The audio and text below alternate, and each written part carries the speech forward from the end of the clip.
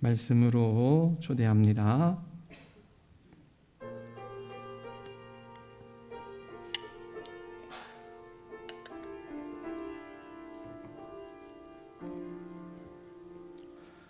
오늘 누가복음 22번째 시간으로 구원하려 함이니라 라는 제목으로 우리 믿음 가족들과 말씀을 나누겠습니다. 오늘 본문에 보면 삭개오의 이야기가 나오고 있습니다. 아마 여러분들이 어린 시절부터 믿음 생활을 한 가족들은 대다수가 이 이야기에 대해서 너무나 잘 알고 있는 이야기입니다. 아마도 삭개오 그가 예수님을 만나기 위해 돌무화과 나무 위에 올라갔다는 그 열정, 그 믿음, 그것을 비추어 주려는 것이 아마 가장 큰 이유가 아니었을까 하는 생각을 해봅니다. 그러나 오늘 저는 여러분들과 함께 좀 더 다른 관점으로 오늘 본문을 가지고 말씀을 살펴보도록 하겠습니다. 우리가 잘 알다시피 삭개오는 세리장이었습니다. 세리 중에서도 장. 오늘날로 말하면 이제 세금을 걷는 그런 사람들 중에 대표격이 되겠습니다. 세관들을 통솔하는 사람이 바로 삭개오였습니다. 오늘 말씀을 시작하면서 예수님 당시 그리고 이 삭개오 시대 당시에 로마 시대의 세금 제도 및 수금 방식에 대해서 오늘 간략하게 정리를 하고 넘어가는 것이 필요할 것 같습니다. 당시의 세리들이 우리가 성경을 살펴보면 세리하면 다 악질적으로 세금을 걷는 사람으로 우리는 생각을 합니다. 그런데 그것은 아니었습니다. 흔히 당시의 로마에 보게 되면 수입세와 일반세를 걷는 갑비아라는 그런 직분이 있었다고 합니다. 그리고 관세와 통행세를 받는 모케스라는 이런 직분을 갖는 세리가 있었다고 해요. 그래서 갑비아와 모케스 이 두 부류의 세리가 예수님 당시에 존재했었다라는 것입니다. 그런데 우리가 이제 신약 성경에 살펴보고 있는 세리들, 예수님의 제자인 오늘 마태를 비롯해서 오늘 레위 그리고 오늘 이 삭개오를 비롯한 이 세리는 후자인 모케스에 해당이 된다라는 것입니다. 오늘 어떻게 보면 이들은 로마에서 채용한 정식적인 공무원은 아니었습니다. 인두세와 지세 등은 로마 당국의 정식 공무원이었던 갑비아가 담당을 했다면 재산의 이동에 따른 통행세, 관세 이러한 징수는 외부인 위탁하기도 했는데 그 위탁을 받은 사람들이 바로 모케스, 오늘 이 삭개와 같은 이방인들 중에서 이러한 일들을 로마 당국에서 감당을 하게 했다라는 것입니다. 그런데 이러한 위탁은 오늘날도 우리가 위탁을 하게 되면 똑같은 시스템이긴 한데 위탁을 맡은 세관장은 어떻게 하냐면 공개 입찰에 의해서 자신이 그 입찰에 참여를 합니다. 그래서 예상 세입을 먼저 선불로 로마 당국에 바칩니다. 내가 이렇게 돈을 거둘 겁니다. 그래서 내가 이 선불을 로마 당국에 냅니다 라고 먼저 했다고 합니다. 그 다음에 나중에 백성들에게 받아서 그 금액을 채웠다고 해요. 여러분 그러면 어떻게 되겠습니까? 자신이 먼저 로마 당국에 지불한 금액 이상으로 이득을 취했기 때문에 아마도 세금을 포함해서 더욱더 자신의 이익을 더 올려서 아마 백성들에게 돈을 받았을 것입니다. 자신의 이득을 더하는 과정에서 적정한 수준이 없었기에 폭리를 취할 수 있는 가능성이 늘 존재했던 것이 바로 모케스였고 오늘 삭개오와 마태와 레위 등 이런 세리들이 그랬다라는 거예요. 그래서 이스라엘 백성들이 볼 때에는 이러한 사람들은 자신들의 등을 어떻게 보면 어떻게 자신의 것을 빼앗아서 자신의 배를 부리는 것처럼 비춰지게 되었다라는 것입니다.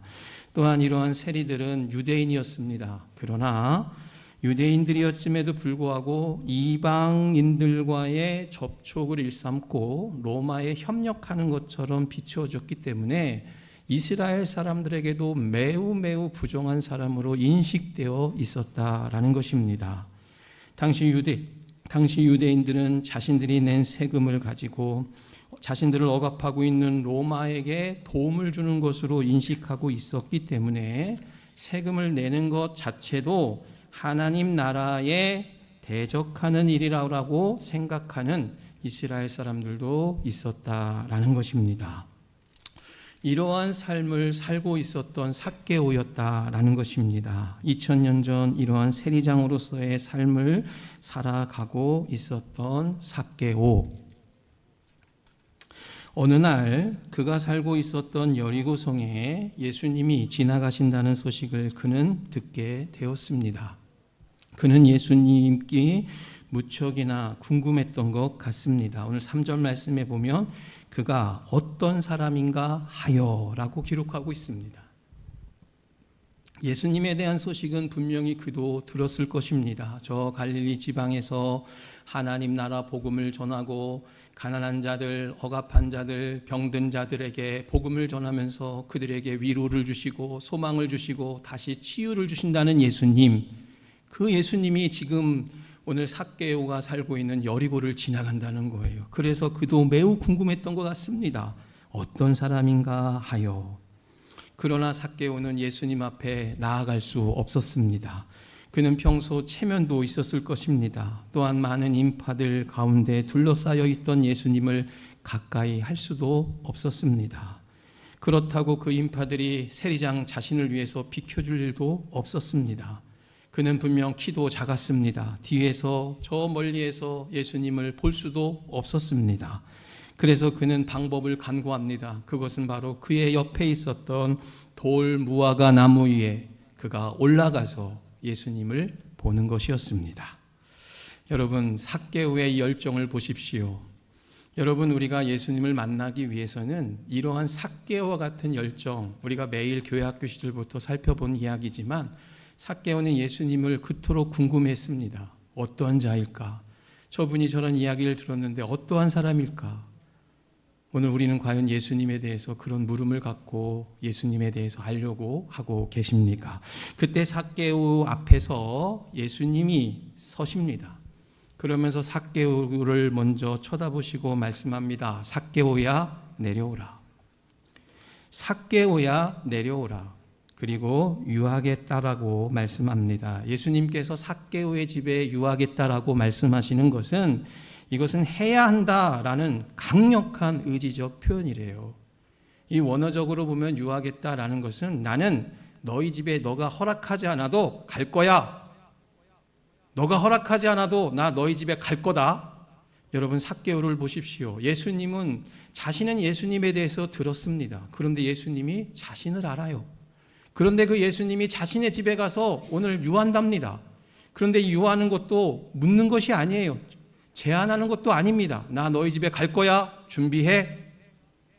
여러분, 삭개오면 어떻겠습니까? 여러분이 지금 삭개오와 같은 자리에서 예수님이 이러한 모습으로 여러분에게 다가오시면 여러분은 어떻겠습니까? 저는 어린 시절 선생님이 저보다 5살 많은 누님이 초등학교 6학년이었어요. 저는 초등학교 1학년이었습니다. 누나가 전교 부회장이었어요. 그런데 저의 1학년 담임 선생님이 갑자기 성함도 기억합니다. 정재현 선생님. 호만아, 오늘 니네 집 간다. 이 무슨 뜻일까? 그런데 갑자기 저희 집 앞으로 걸어서 투벅투벅 가십니다. 저희 집은 걸어서 40분, 50분 거리는 거리에 있었습니다. 그런데 가는 이유가 저 때문에 가는 것이 아니라 저희 누나 때문에 가는 거예요. 그런데 가셔서 선생님이 엄마에게 아무렇지도 않게 칼국수 해주세요. 저는 그것이 너무나도 기억합니다. 아마도 지금의 이 삭개오의 모습을 보면서 저는 거기에 똑같이 매치가 됐어요. 저 선생님 뭐 하는 거야? 저 선생님 왜 그래? 갑자기 수업을 끝내는데 호만아 너희 집 간다. 예? 삭개오에게도 예수님은 그렇게 다가오셨다는 것입니다. 여러분, 오늘 이 모습, 여러분, 삭개오는 분명 사람들에게는 죄인이었습니다. 그리고 그는 분명히 돈은 많았을지 모르겠지만 사람들이 자신에 대해서 어떻게 생각할까라는 그런 생각을 매우 가지며 살고 있었을지도 모르겠습니다. 그래서 많은 사람들이 자신을 싫어할 거라고 생각했을지도 모르겠습니다. 그런데 예수님은 오늘 삭개오에게 어떻게 하십니까? 먼저 다가오셔서 너는 외면당할 사람이 아니라 내가 너를 받아야 할 사람으로, 받아들여야 할 사람으로 예수님은 그에게 다가오고 계시다라는 것입니다. 우리가 지난 시간과 그 지난 시간에 살펴보았던 어린아이, 그리고 맹인, 그리고 오늘 죄인으로 취급받던 세리장이었던 삭개오의 만남, 예수님이 이러한 예루살렘으로 오늘 갈릴리에서 예루살렘으로 가는 과정 중에 만나는 사람들, 어린아이와 같은 사람들, 맹인과 같은 사람들, 오늘 세리장이었던 이 삭개오 같은 사람들, 이런 사람들에게 계속해서 예수님이 보여주시고 말씀해 주시는 메시지가 있는데, 그것은 바로 무엇이냐면 당시에 사람들이 반대하고 사람들이 죄인으로 취급하고 사람들이 멀리하려고 했던 그러한 사람들에게 예수님은 있는 그대로 받아들이신다. 사람들은 색안경을 끼고 그 사람을 보고 그 사람을 평가할지 모르겠지만 예수님은 색안경을 끼거나 그에 대한 편견을 갖고 바라보는 것이 아니라 있는 그대로의 모습 그대로 그를 초대하고 계신다라는 것입니다. 여러분, 우리에게도 마찬가지입니다. 여러분, 우리는 각자의 삶은 여러분 자신이 다 잘 압니다. 여러분, 예배 전에 저도 이 자리에 이 뒤에 앉아서 기도하면서 저는 여러분들과 설교 가운데 몇 번의 말씀을 나누었지만 저는 어린 시절부터 지금까지 항상 저의 삶을 돌아보면 순간순간에 하나님이 그때 나와 함께 해주셨다는 그 순간에 저의 마음에 감동이 될 때가 있습니다.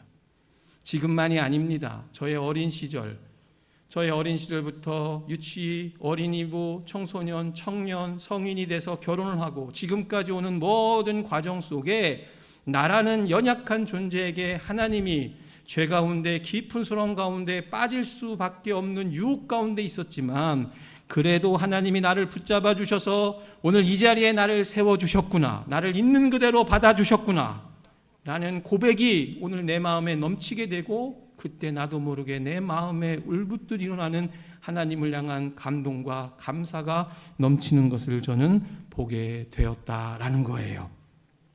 여러분, 우리도 마찬가지입니다. 여러분이 예수님을 찾은 것이 아닙니다.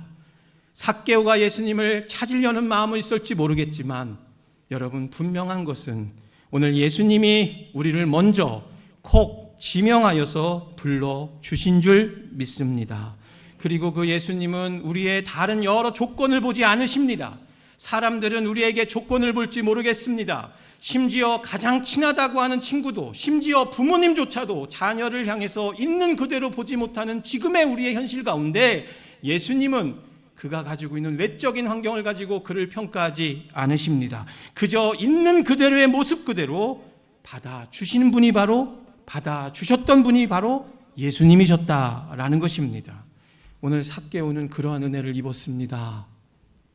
나 같은 죄인이, 나와 같은 사람이 어찌 예수님 먼저 나의 이름을 알까? 나의 이름을 어떻게 알지? 이에 삭개오는 급히 내려와서 예수님을 자신의 집으로 영접했다라고 오늘 본문 6절에 기록을 하고 있습니다. 여러분, 우리가 삭개오 같은 마음이 있으면 어떨까요? 나 예수님한테 사랑받았어, 나 예수님 앞에 이러한 은혜 받았어, 이것으로만 삭개오를 우리가 보면 안 됩니다. 왜냐하면 삭개오가 예수님의 그 부르심 앞에 응답하고 나서 한 그의 행동을 보면 우리는 달라질 수 있습니다. 그는 예수님으로 인해서 어떻게 합니까? 자신을 버리는 결과로 예수님 앞에 고백을 합니다. 자신의 재산과 소유를 다 내놓겠습니다. 다른 누군가에게 빼앗은 것은 무려 4배나 더 쳐서 갚겠습니다. 그는 예수님 앞에서 이렇게 고백을 합니다. 여러분, 구약 민수기서 5장 6절에 보면은요, 구약의 율법에 의하면 부정하게 다른 사람의 물건을 취한 것에 대해서 모세 율법은 20%를 가산해서 돌려주라라고 명령을 합니다. 그런데 지금 삭개오는 몇 프로를 한다고 그래요? 구약의 율법에 의하면 20%지만 삭개오는 무려 400%나 부정하게 뺏은 것에 대해서 400%나 가산해서 나에게 상처받고 나에게 재산을 빼앗긴 사람들에게 내가 되돌려 주겠습니다라고 예수님 앞에서 고백을 하고 있다라는 거예요. 이것은 다른 말로 하면 자신이 지금까지 누리고 있었던 경제적 부유함, 이 모든 것에 뺏어 나는 다 내려놓겠습니다라고 하는 선언과도 같은 그의 행동이었습니다. 여러분, 자신을 향한 예수님의 조건 없는 함대 앞에서 삭개오는 분명히 그는 자신 나를 안 해? 나 사랑을 받았네? 이제 눈물로 기쁨을 넘어서 그는 삶으로 드러났다는 거예요. 우리가 예수님의 사랑을 여러분 마음 가운데, 오늘 제가 이 자리에서 어린 시절부터 저에게 베풀으셨던 주님의 사랑을 기억할 때, 하나님 그때도 나와 동행해 주셨고, 하나님이 그때도 나의 손을 붙잡아 주셨고, 하나님이 지금도 함께 해 주셨지만 그 은혜로 내가 여기 있습니다 라는 것으로만 그치면 안 된다는 거예요. 우리는 감정으로만 그곳에 하나님의 은혜가 있다라고 생각합니다. 그러나 삭개오는 거기서 멈추지 않았습니다. 삭개오는 자신이 가지고 있는 재산과 자신이 부정하게 남들의 재산을 취한 것에 대해서 과감히 하나님 잘못했습니다. 예수님 다 아시지요? 내가 그렇게 부정하게 취한 거 다 400%나 다 그들에게 돌려주겠습니다. 여러분, 이게 온전한 회개라는 거예요. 우리는 그저 마음의 감동, 눈물로서만 예수님의 은혜가 입했다고 생각할지 모르겠지만 진짜로 하나님의 은혜, 예수님의 회개의 은혜를 경험한 자들은 이 눈물과 마음의 감정을 넘어서 오늘 나의 삶에 그렇다면 하나님이 무엇을 통해서 영광 받으시기를 원하실까라는 것을 묻고 그것을 내 거라고 생각하는 것을 하나님을 위해 내놓고 나의 이웃들을 향해 내놓을 수 있는 그러한 결단까지 나아갈 수 있는 우리 모든 믿음의 가족들 되시기를 바랍니다. 여러분, 이러한 삭개오의 고백은 우리가 지난 2주 전에 살펴본 부자 관리가 예수님 앞에 나와서 예수님, 제가 무엇을 하여야 영생을 얻을 수 있겠습니까? 라고 예수님 앞에 질문했을 때 예수님이 너가 가지고 있는 모든 소유와 재산을 팔아 가난한 자들에게 나누어 주라라고 했을 때 그 부자 관리는 근심하면서 예수님을 떠나갔다라고 우리는 살펴보았습니다. 그런데 지금 삭개오는 그렇지 않다는 거예요. 삭개오도 예수님의 이 물음 앞에서 예수님 먼저 제안도 하지 않았는데 그는 자신이 먼저 자신의 재산을 가지고 예수님 위해서 쓰겠습니다, 나의 이웃들을 위해 쓰겠습니다라는 거와 매우 상관적으로 비춰지고 있다라는 것입니다. 예수님을 만난 삭개오의 삶과 예수님을 만나기 전에 삭개오의 삶에 저는 가장 크게 중심이 되는 건 무엇일까요? 뺏어야 할 대상들이 이제는 자신의 것을 가지고 섬겨야 할 대상으로 바뀌게 되었다라는 것입니다.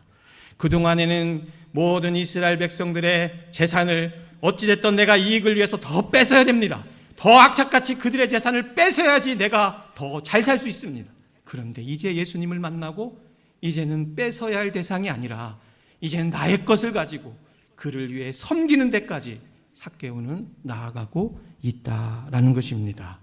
이처럼 하나님 앞에서의 참 회개는 무엇을 말할까요? 여러분, 우리가 회개했다라고 말하면 우리는 나와 같이 지내는 사람들과의 관계가 회복시게 되어야 된다라는 것입니다. 2007년도에 밀양이라는 영화가 있었습니다. 기독교 회개를 비꼬았던 영화입니다. 죄의 문제는 하나님과 사람과의 문제이지 사람과 사람의 문제가 아니라고 말하는 기독교의 회개를 비꼬았던 영화가 바로 밀양입니다. 안타깝게도 그간 우리 그리스도교가 보여온 교회 안에서의 기도의 회개, 모 교단에서는 전국의 장로, 목사 10,000명이 모여서 회개 기도했다. 여러분, 그 회개 기도가 허울림의 통성의 기도만 울린다고 하나님이 기뻐하실까요? 힘자랑하고 서울의 모 대형교회에서 10,000명의 장로, 목사가 모여서 하나님 앞에 회개했습니다. 여러분, 그렇다고 하나님이 기뻐하실까요? 회개했으면 그럼 무엇에 대한 증거가 나와야 되는 것 아니겠습니까? 자신의 죄로 인해 피해를 보상하려는 마음도 없이 기도 한 번으로 모든 죄가 없어진다라고 하는 그리스도교에서 그리스도교를 매우 비꾸며 만든 영화가 바로 밀양이라는 거예요. 여러분, 이러한 회개 기도는 내가 더 이상 어떠한 피해와 그리고 내가 이제는 높은 자리에서 낮은 섬김의 자리까지 갈 필요가 없이 그저 입술만 주님 잘못했습니다, 주님 그저 용서해 주세요 하면 다 모든 것이 다 면죄부가 되는 듯양 이것에 대해서 밖에 사람의 시선으로 보면서 비꼬았던 영화가 바로 영화 밀양이라는 거예요. 여러분, 오늘 이 성경은 오늘 이 삭개오의 고백을 통해서 우리의 이러한 신앙의 자세와 실천이 어떻게 잘못되었다고 분명하게 알려주고 있다라는 것입니다. 우리의 삶에 여러분과 제가 예수님을 만났다면 여러분, 관계에 있어서도 불편한 사람이 없어야 합니다.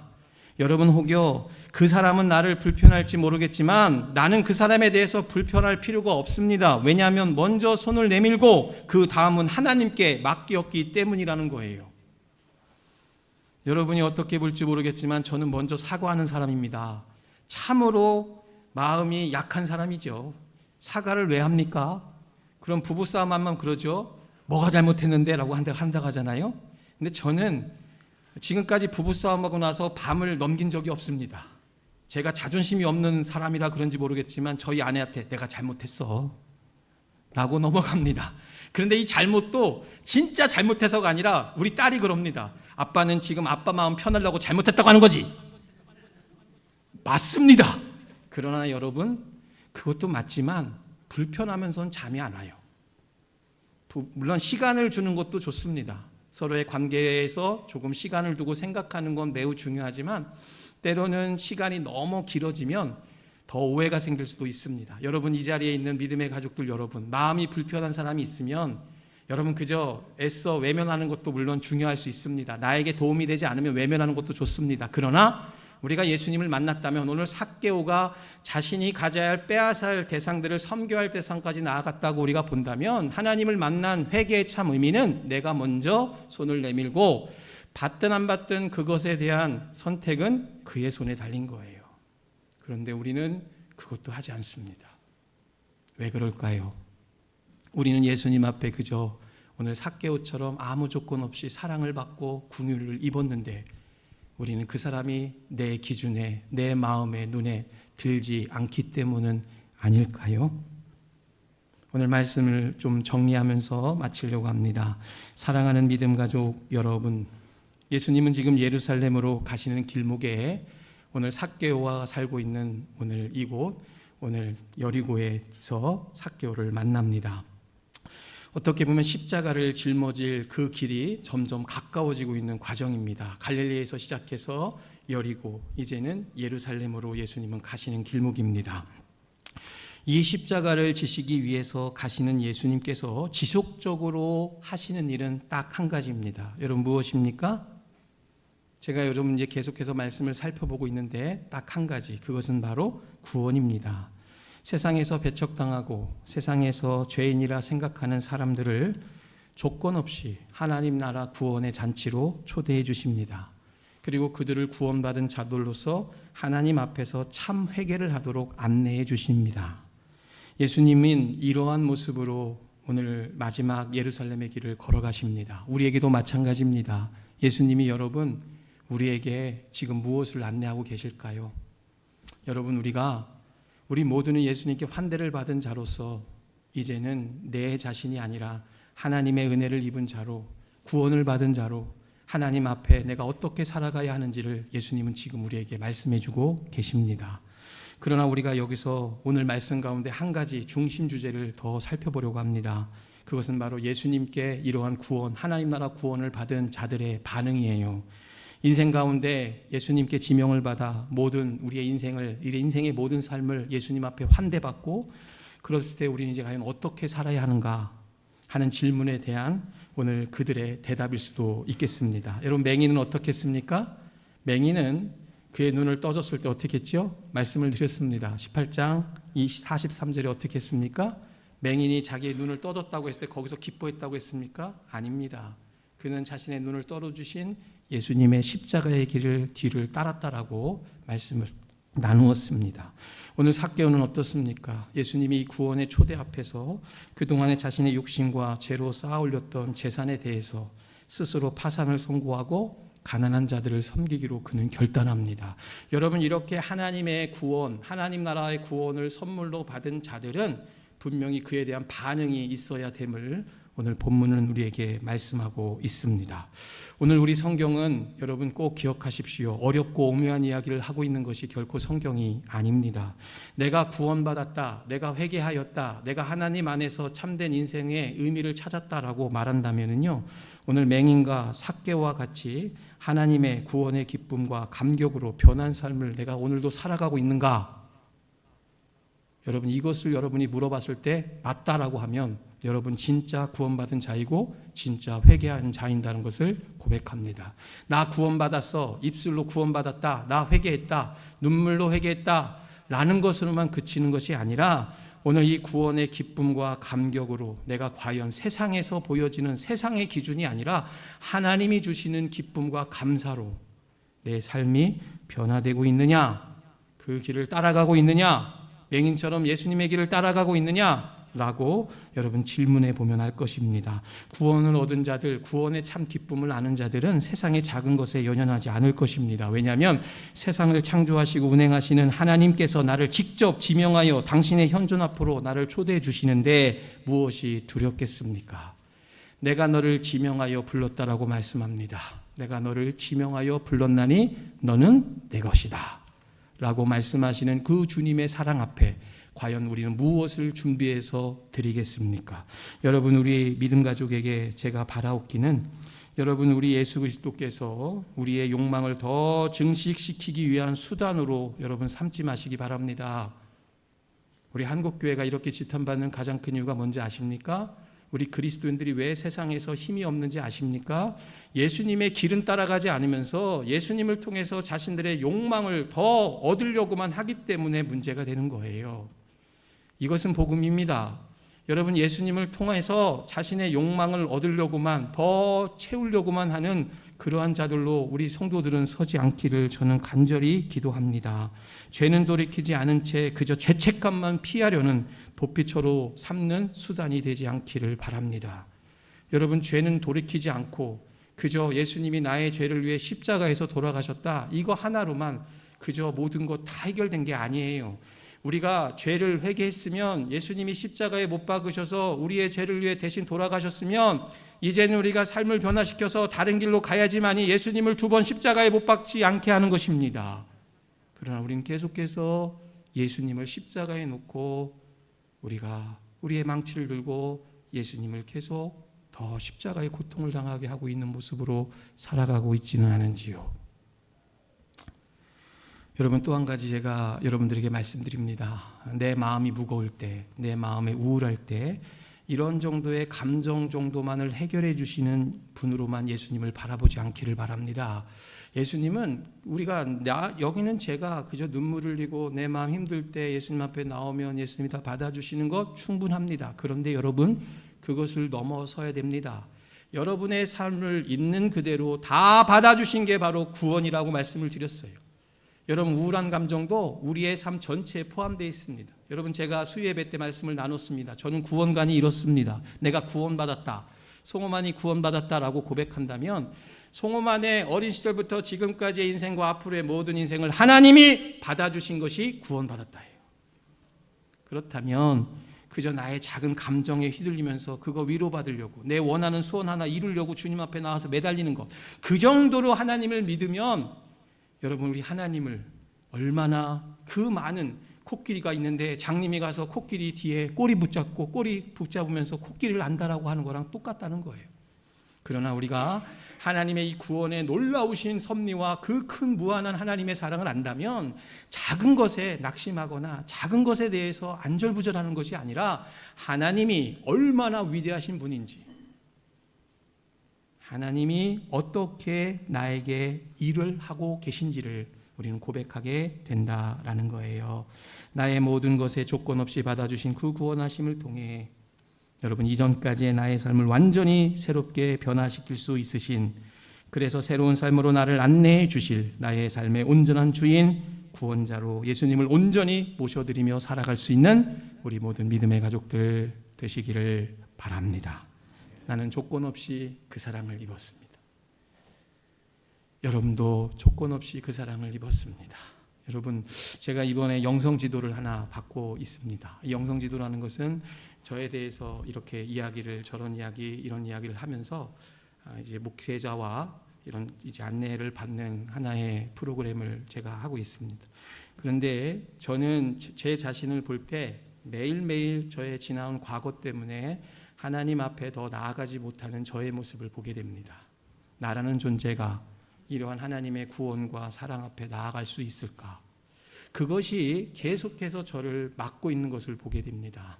여러분은 어떻습니까? 여러분 마음을 여십시오. 하나님은 우리가 생각하는 것 이상의 짧은 아주 작은 구원을 우리에게 주시지 않았습니다. 여러분이 깨닫기만 한다면 여러분 상상 이상의 놀라우신 하나님의 그 사랑 앞에서 여러분 아주 작지만 하나님이 얼마나 위대한지를 경험하게 될 줄 믿습니다. 우리 모든 믿음 가족들이 그러한 단계로 나아가면 여러분의 삶을 통해서 목회자가 하나님께로 안내하는 것이 아니라 오늘 우리 최규 권사님의 삶이 하나님께로 안내하는 귀한 통로가 되는 거예요. 우리 강윤식 장로님, 서결석 장로님의 삶이 하나님께로 나아가는 안내, 통로가 될 수 있다는 거예요. 저 장로님을 보니 정말로 하나님이 저렇게 위대하신 분인지 몰랐네. 그런데 우리는 그저 내 기도 들어졌네, 내 원한 소원 이루어졌네, 내 작은 감정 편해졌네. 여러분 그것만이 구원이 아닙니다. 오늘 이러한 은혜로 더 한 걸음 나아가는 우리 모든 믿음의 가족들 되시기를 주의 이름으로 축원합니다.